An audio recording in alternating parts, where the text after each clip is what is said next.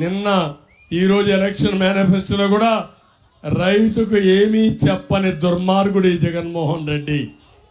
సాగునీటి ప్రాజెక్టులు పూర్తి చేస్తాం, పోలవరాన్ని పూర్తి చేస్తాం, పోలవరాన్ని పూర్తి చేసి గోదావరి, కృష్ణా, పెన్నా ఆ పైన వంశధార నదుల అనుసంధానం చేస్తామని మీ అందరికి హామీ ఇస్తున్నా.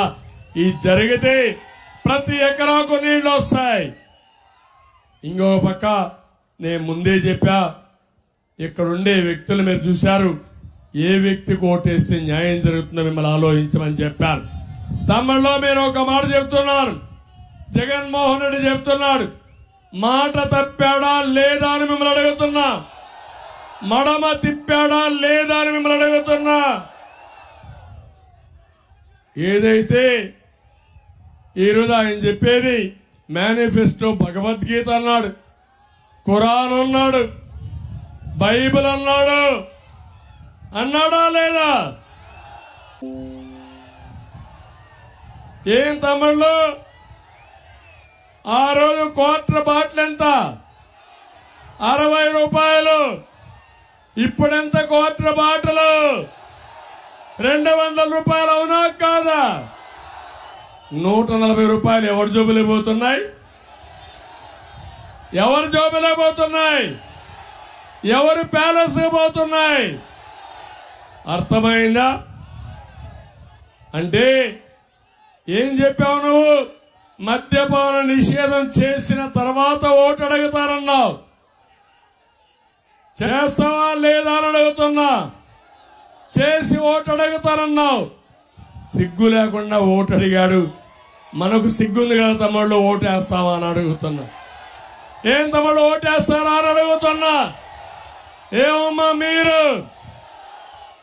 మీ మంగళ సూత్రాలు తెంచేసిన దుర్మార్గుడు ఈ జగన్మోహన్ రెడ్డి. ఈ మగవాళ్ళ ఆరోగ్యాన్ని నాశనం చేసిన వ్యక్తి. స్వార్థం కోసం ఈ జగన్మోహన్ రెడ్డి. ఇలాంటి అతనికి ఓటేస్తారా అని మిమ్మల్ని అడుగుతున్నా. ఓటేయమని మీరు నిర్ణయించుకున్నారు. నేను ఇప్పటికే చూశాను, అతనికి నిద్ర రావడం లేదు. ఈరోజు మీటింగ్ లో కూడా చూసుంటారు. మనిషిలో ముందు అనుకున్నాడు, గులకరాయి పెట్టి డ్రామా ఆడి ఎన్నికలయ్యే వరకు బ్యాండేజ్ తిరగదాం అనుకున్నాడు. ఇప్పుడు అందరూ బ్యాండేజ్ పెట్టుకునే పరిస్థితికి వచ్చారు. ఆ దెబ్బతో బ్యాండేజ్ తీసేశాడు. డ్రామా బయటపడిపోయింది. గాయం కనపడిందా తమ్ముళ్ళో? మీకు కనపడిందా?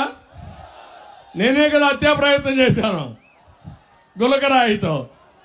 అవునా కాదా? బాబాయిని గొడ్డలతో లేపేస్తారు, నారాసుర రక్త చరిత్ర అంటారు. గులకరాయి డ్రామా ఆడతారు. నేనే గులకరాయితో, కనపడిని గులకరాయితో హత్యా ప్రయత్నం చేశానంటారు. మూడోది కోడి కత్తితో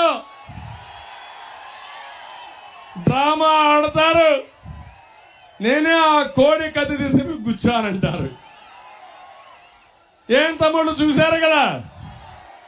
ఈ డ్రామాలు రాయండి. ఏం చేద్దాం? ఏం చేద్దాం? నా బాధ నన్ను గురించి కాదు, చాలా స్పష్టంగా చెప్తున్నా ప్రజలకి. 5 కోట్ల ప్రజానీకానికి చెప్తున్నా, ఒక సీనియర్ నాయకుడిగా హెచ్చరిస్తున్నా. నా బాధ, నా ఆవేదన ఒకటే. నేను ఆ రోజు అభివృద్ధి చేశాను. మహానగరంగా హైదరాబాద్కి రూపకల్పన చేశాను. అయితే నేను చేసింది తెలుగు జాతి కోసం చేశాను. ఆ రోజు విభజన జరిగింది, హేతుబద్ధత లేదు, అది తెలంగాణకి వెళ్ళిపోయింది. ఆ తర్వాత ఆలోచించాను, మళ్ళీ అలాంటి నగరాన్ని కట్టాలి, నా జాతి రుణం తీర్చుకోవాలి అని నేను ముందుకు పోయాను. అదే అమరావతి. ఏం తమిళ్లో అమరావతి రోజు ఏమైంది చూసారా?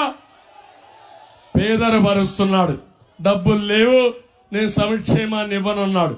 నేను ఈ మాటే చెప్పాను, ట్యాంకులో నీళ్లుంటే ట్యాప్లో నీళ్లు వస్తాయి. అవునా కాదా?